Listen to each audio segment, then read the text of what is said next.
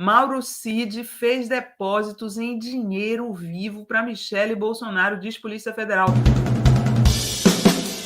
Investigação apura suspeita de esquemas de desvio de dinheiro e rachadinha no Palácio do Planalto. Olha só, o esquema que era local de rachadinhas virou um esquema federal com o Bolsonaro no poder. Deixa eu dar uma lida aqui na matéria do Rafael. Já falei para vocês irem na home da Fórum, né? Que lá vocês vão ficar bem informados e já é uma contribuição, sabiam? Quando vocês clicam nas matérias da Fórum, vocês já contribuem diretamente aqui com o nosso canal. Investigação que apura suspeita de esquemas de desvio de dinheiro e rachadinha no Palácio do Planalto durante o governo Bolsonaro. A PF descobriu uma série de depósitos em dinheiro vivo feitos pelo tenente-coronel Mauro Cid, a ex-primeira-dama Michele Bolsonaro. Mauro Cid, que foi ajudante de ordens de Bolsonaro durante seu mandato, está preso desde o último dia 3 de maio, acusado de operacionalizar o esquema de fraudes nos cartões de vacinação do ex-presidente e seu entorno. Após as apreensões dos seus celulares, outras questões passaram a ser investigadas. Em relação à nova descoberta, a defesa de Jair Michele afirmou em nota que os depósitos se referem a gastos cotidianos da família e foram realizados com recursos próprios. No entanto, em matérias publicadas na imprensa, verifica-se outra história, né? Segundo a investigação, o dinheiro saía do Cedro do Líbano, comércio de madeiras e materiais de construção, que tinha um contrato com a Codevasf.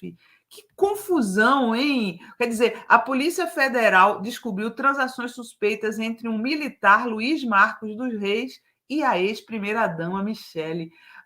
A batata dele está assando, hein, Henrique?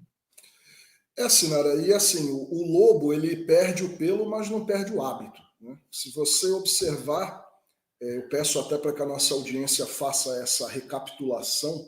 Lá atrás, quando a gente fala dos gabinetes dos filhos do ex-presidente Jair Bolsonaro na Alerj e na Câmara Municipal do Rio de Janeiro, o procedimento já era muito semelhante e envolvendo como operador alguém do convívio íntimo e alguém militar, que era o ex-assessor e o PM da reserva, Fabrício Queiroz. E esse sistema parece que ele foi transplantado, né, levado ao Palácio do Planalto, é o que tudo indica até agora pelo que vem aparecendo, e segue a mesma lógica. Você tem dinheiro sendo retirado sempre em espécie, de contas de colaboradores, no caso do Rio de Janeiro, da Alerj e da Câmara do Rio, eram de funcionários fantasmas do gabinete. Esse dinheiro é retirado em papel, em espécie, ele vai para uma conta depositado ali em frações pequenas, e depois esse dinheiro é utilizado para pagar alguns gastos, etc. e tal. Nesse caso de Brasília, a coisa era mais complexa ainda, porque, segundo as apurações da Polícia Federal, envolve essa empresa aí, que eu acho que tem sede em Goiás, se não me engano, a Cedro do Líbano, e que mantinha contratos com a Universidade Federal do Espírito Santo, do Tocantins, e também com a Codevasf. O cara passava o dinheiro para a mão de um milico, e esse milico usava o dinheiro para depositar numa conta dele, e ele passava a efetuar os pagamentos dos gastos pessoais da primeira-dama e de familiares dela. Então, quer dizer, mesmo sob suspeita, mesmo estando no centro das atenções da República, afinal de contas eles ocupavam a chefia do Estado ali, o presidente e a primeira-dama, os procedimentos seguem exatamente os mesmos que eram investigados há décadas. É o peculato, é o dinheiro que não tem origem, sempre sacado em espécie, em pequenos valores. Aí alguém opera isso e vai pagar contas. Vocês devem lembrar daquela história do senador Flávio Bolsonaro, né, do pagamento dos boletos da escola das duas filhas dele. Enfim, sempre tem esse tipo de procedimento. E como alguém bem disse ali no começo, Sinara, a madame tinha gostos refinados, e esses gostos, naturalmente, tinham que ser bancados com algum dinheiro. Ainda precisa rastrear muito para se ter certeza de como era esse esquema e como efetivamente ele ocorria. Mas é natural que se uma empresa que mantém contratos públicos dá dinheiro em espécie na mão de um ajudante de ordens do presidente, e esse ajudante de ordens, fiel ao presidente, passa a pagar gastos pessoais da primeira-dama, tem alguma coisa bastante esquisita aí, né, Sinara? E tem mais coisas surgindo, né? Tem mais coisas surgindo, né? Hoje também saiu que a CGU, segundo a CGU, o Bolsonaro usou o Estado brasileiro, né? Coisa que a gente já sabia, né, gente?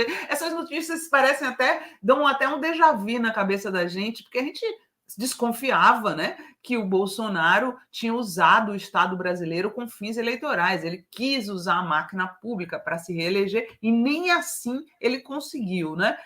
CGU afirma que Bolsonaro usou o Estado com fins eleitorais. Órgão indica que o governo usou máquina pública para vencer eleições de 2022. Para vencer não, para tentar vencer eleições de 2022, além de irresponsabilidades na pandemia. Matéria do nosso colega aqui, Yuri Ferreira. Um relatório da CGU aponta que o governo Bolsonaro utilizou a máquina pública do Estado para se beneficiar nas eleições de 2022, a partir da observação de sigilos quebrados e revisões de pedidos emitidos pela Lei de Acesso à Informação. O órgão chegou a um balanço de uso da máquina pública para fins eleitorais, que é crime eleitoral, tá, gente? A informação é da Folha de São Paulo. É através dessa revisão de sigilos que os controladores concluíram o aparelhamento do Estado em favor do Bolsonaro na época, né? Os dados mostraram, por exemplo, que a liberação de empréstimos consignados do Auxílio Brasil se intensificou em outubro de 2022. Contudo, as informações ficaram em sigilo e só foram divulgadas depois de pedidos do atual governo. Além disso, as despesas do cartão corporativo em datas de motociatas ou as ações da PRF no dia do segundo turno em estados com a vitória de Lula têm se tornado públicos com a abertura de dados a partir da Lei de Acesso à Informação. Então, assim, o que é que nós temos que ele usou dinheiro público para fazer? As motociatas e os empréstimos consignados, ou seja, uma triangulação com a Caixa Econômica Federal, né, Henrique?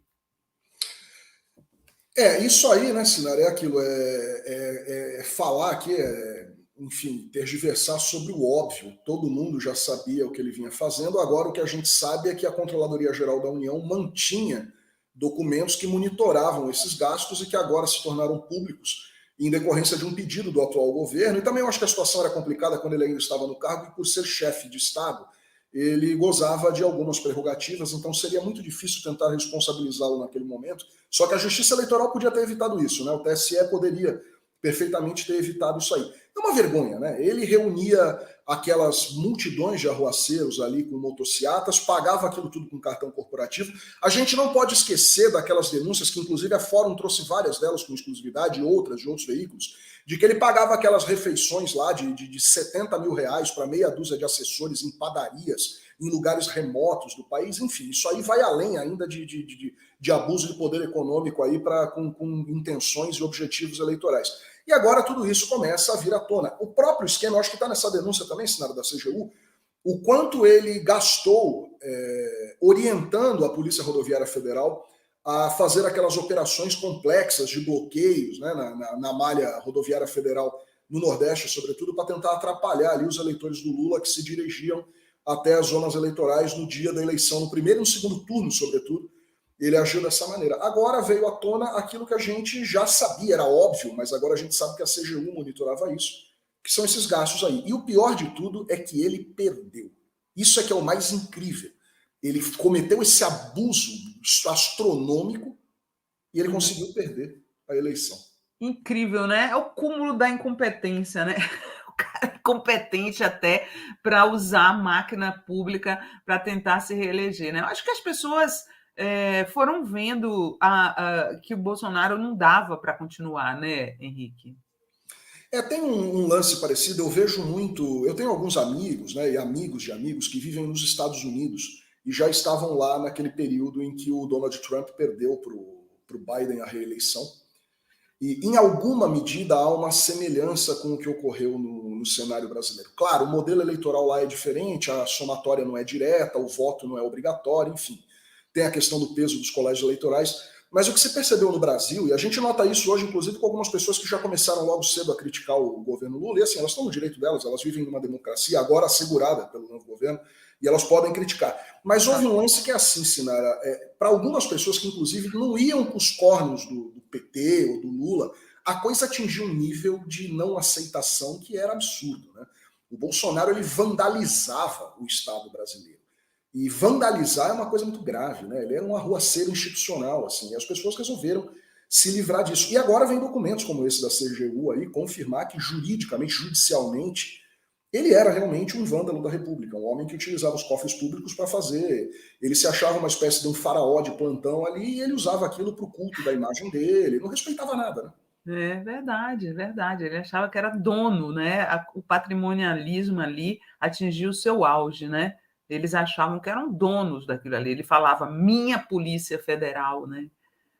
Ele falava assim, E a não era? forma como ele aparelhou a Polícia Rodoviária Federal, que sempre foi uma instituição, aliás, das poucas, o Brasil é um país que tem muito problema com órgãos de segurança, por razões óbvias, né, de violência policial, Uhum. sobretudo contra pobres, negros, e ele conseguiu tirar credibilidade e admiração de uma das poucas instituições de segurança que gozavam desse status no Brasil, que era a PRF.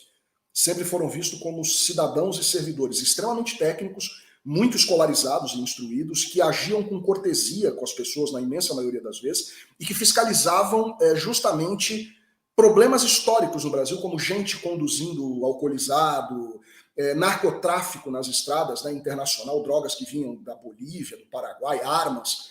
Ele conseguiu tirar até isso, né, essa dignidade e essa admiração que as pessoas tinham pela PRF, que era vista como uma instituição de uma força de segurança pública muito respeitada e que se transformou aí numa espécie de uma guarda pretoriana, né? Ele quis transformar a PRF numa Gestapo, né? E isso maculou bastante a imagem da instituição. Não, e aí foi durante a gestão dele que aconteceu aquele assassinato absurdo, a Em Polícia Sergipe. Rodoviária Federal colocando, torturando um cidadão até a morte no bagageiro da viatura, né? Então, assim, o exemplo que veio de cima foi o pior possível, né, Henrique?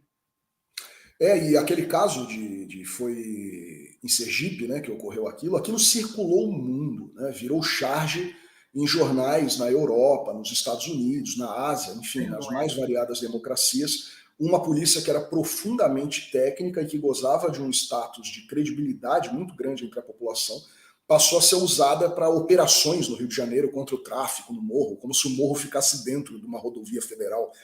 E aquele caso de Sergipe foi o caso que mais chamou a atenção, porque ali a gente viu um sujeito ser morto asfixiado por gás lacrimogêneo dentro do compartimento externo, né, da viatura onde são levados os presos, e porque ele estava sem capacete. Estar sem capacete é uma infração, mas assassinar um ser humano usando o monopólio da força do Estado me parece um crime bem pior, né? E Muito aí mais grave, né?